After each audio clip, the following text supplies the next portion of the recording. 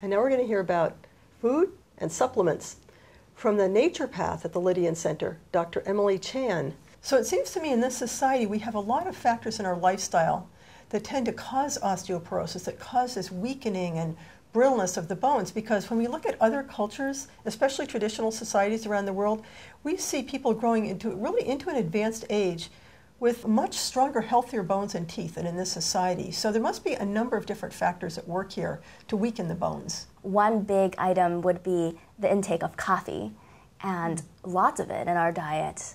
Coffee actually produces a very acidic reaction in our bodies.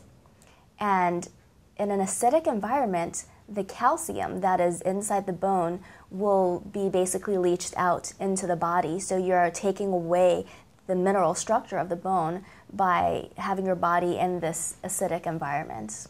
So the calcium is having a buffering effect on the acidic levels in the blood. The refined sugars and carbohydrates, so those are your white breads, your pastries, they also produce a very acidic environment in your body, along with meats. However, we do need a balance of food groups.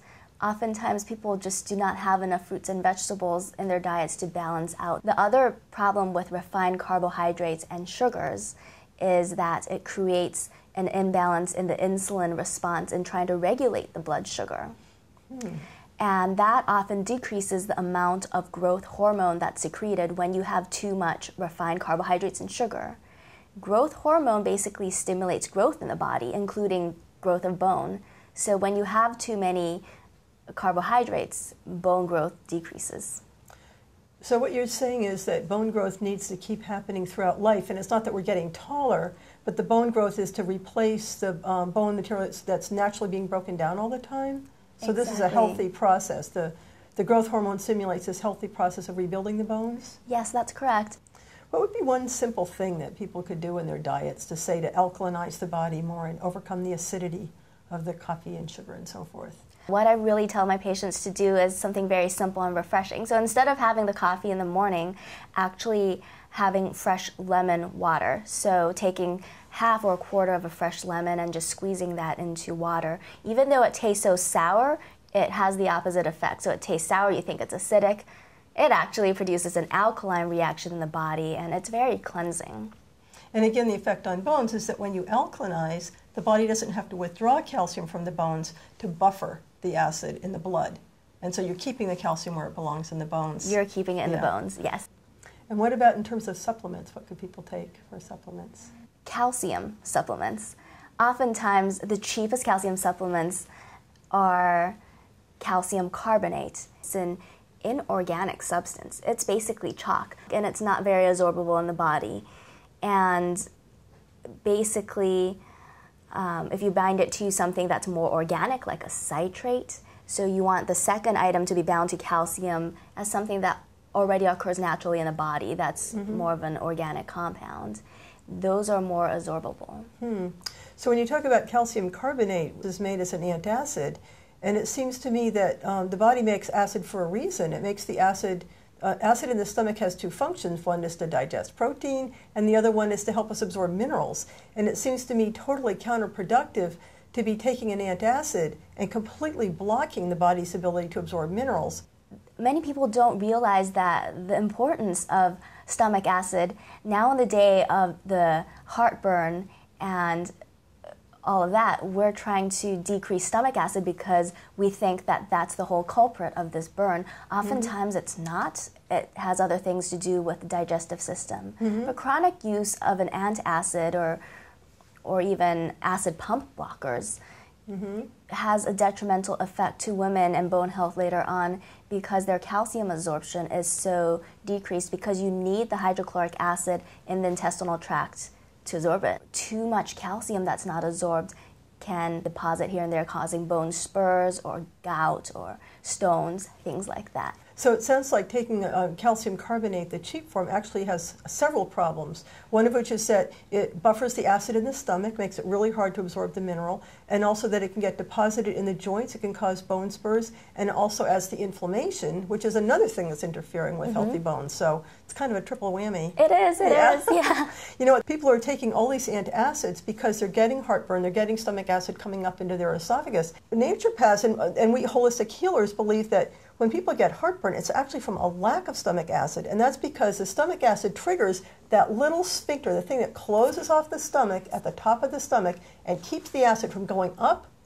That gets triggered by a certain level of acid in the stomach, and when there's not enough acid in the stomach, that stays loose, it stays open, it lets the acids go up. So if people could take a different approach to dealing with this supposed excess stomach acid, it's actually a lack of stomach acid, they wouldn't need all these antacids. And there's such a simple thing they can try, which is a teaspoon of apple cider vinegar.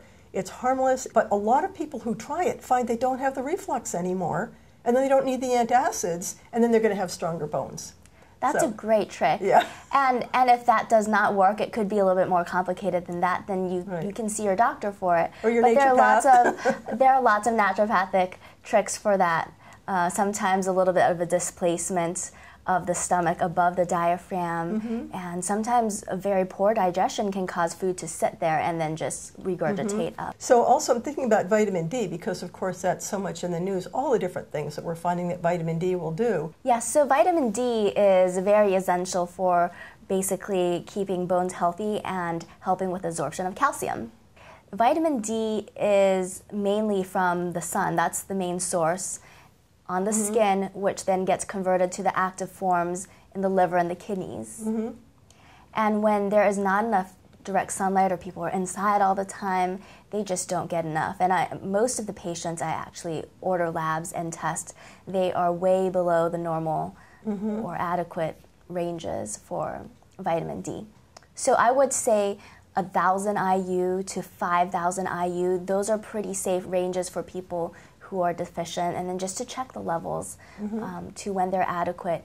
Usually around 50 to 60, that's the blood test, would be more optimal. Although a lot of labs would say if you're above 20, that's in the normal range, it's not enough. Right. So the new levels that are being recommended is 50 to 60. 50 for the blood test, yeah.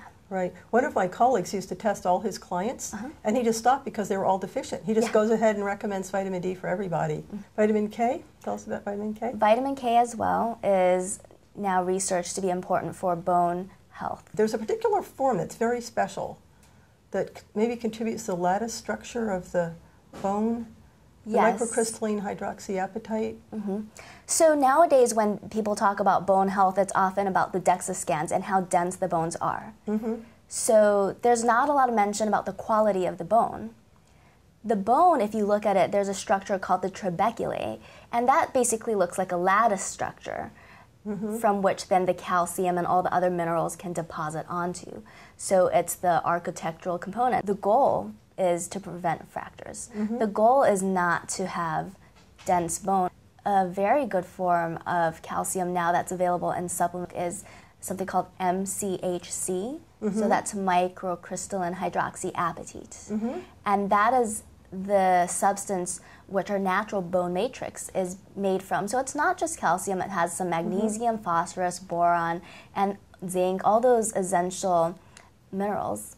And a lot of studies show that that's much, much more effective than even calcium citrate for people who have issues such as osteopenia.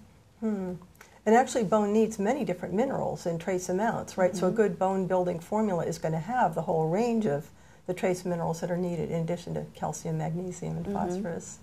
So you really get your money's worth by getting a better formula, which we can get in health food stores. A lot of doctors do prescribe estrogen replacements as part of a program postmenopausal women undergo. However, there are a lot of side effects with taking the synthetic estrogens. They cannot take it for more than 5 years now because of breast cancer risks. But these isoflavones do not have the proliferative effects that the synthetic estrogens cause. Proliferative meaning cancer causing, I just want to And while they do have on stimulating bone growth, So in some other countries, such as Japan, they do use isoflavone, and you might see this ingredient in some of the calcium supplements. So this is a health food store product as well? Yeah, yeah. Isoflavone. So I'm wondering if I could mention just a couple of things from my own field, which is homeopathy. Yes. There's such simple things that people can take, simple, inexpensive things. They may not be in the local health food store. You might need to get them online. They're called either cell salts or tissue salts. And they're minerals that are prepared with a little bit of homeopathic, what we call potentization. That means they're a little bit energized. It makes it a little bit easier for the body to absorb them. One of them is called Calcarea phosphorica, but we call it Calc phos for short. That's the nickname. And the other one is called Calcarea fluorica, or Calc fluor. And what Calcarea phosphorica does is it kind of teaches the body or signals the body how to absorb calcium from the food, how to assimilate it, and then deposit it where it's meant to go. You might wonder, how does the body know where bones are supposed to be? Like, how does the body know to send calcium to a place that's kind of inside the design of a particular bone and not to create a bone spur? It's kind of like an energetic template or blueprint.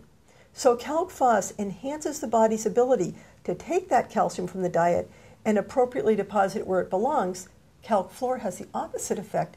It will dissolve calcium where it's not supposed to be, like in a bone spur. I mean, how amazing is that you can actually dissolve a bone spur with this simple supplement? They cost, maybe $7 for hundreds of these little tablets. They dissolve easily in the mouth, so easy to take. People could take a couple of tablets 2 or 3 times a day. Calc phos if they want to strengthen their bone, Calc fluor if they have bone spurs. They're very safe. The worst that can happen is they may not work in a particular case, but I feel like they're worth a try. You might as well start with the things that are the safest, the healthiest, the least invasive. Start with that first and see what kind of results you can get with that. And I just wanted to add, green leafy vegetables are a very, very good source of absorbable calcium. You often hear about the milk and the cheese dairy products as being high in calcium, and per density they are high in calcium, but if you look at the absorption and how well that calcium is assimilated, it's really your dark colored vegetables. So for example, kale or spinach, collard greens, all that good stuff, broccoli, you can get a lot of calcium from that. If you're in the Boston area and would like to come see one of us as a client, you can find Dr. Emily Chan at emilynd.com and Begabati Lennihan at greenhealing.org. This is part of the Strong Bones episode of A Healer in Every Home. For the other 2 parts on Bones for Life strengthening exercises, please see the Green Healing TV channel on YouTube. For books and DVDs on how to do natural healing at home, please see our website, greenhealing.org. A Healer in Every Home is produced at Arlington Community Media in Arlington, Mass., with music by our sound healer, Eve Kodiak.